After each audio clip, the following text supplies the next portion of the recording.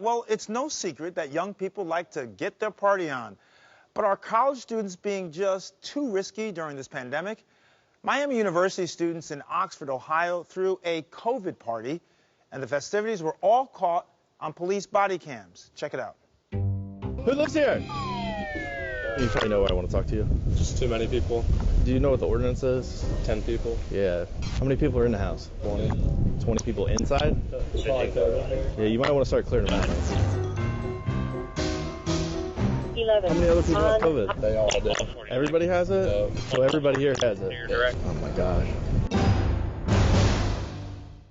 You might be asking yourself, what's the harm if everyone at the party already had COVID? But the problem is that kids who didn't have COVID reportedly showed up also because they wanted to party. Well, joining me to unpack the COVID risk on college campuses is University of Arizona President Dr. Robert Robbins and infectious disease epidemiologist Dr. Celine Gounder. Thank you all for joining me today. Dr. Gounder, let me start with you. Explain why a party like the one we just saw is a bad idea. If the kids all have COVID, they're not going to infect each other. Kids are at school to have fun. Why is that a bad idea?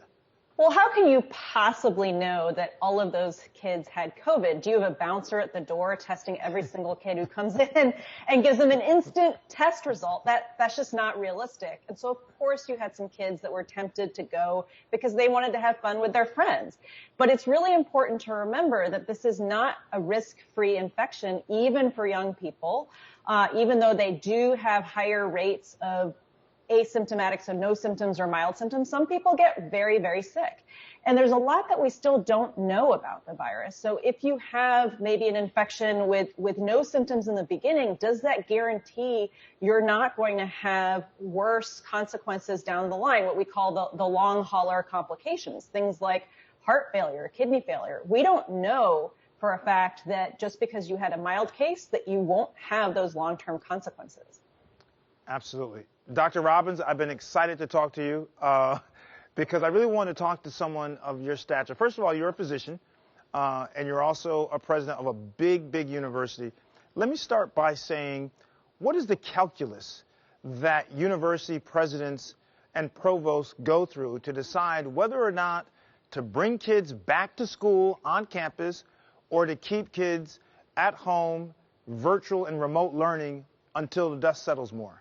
We've taken the approach that we can put in place all the protocols and algorithms with our extensive testing, tracing, and isolation and treatment.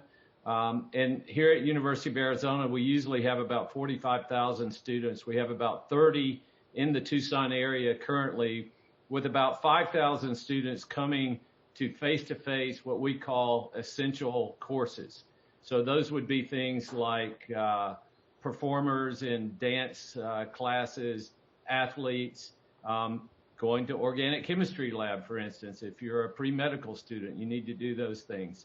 But with all the algorithms we put in place, we still can't control what happens when they're in their private time off campus is my biggest concern for sure.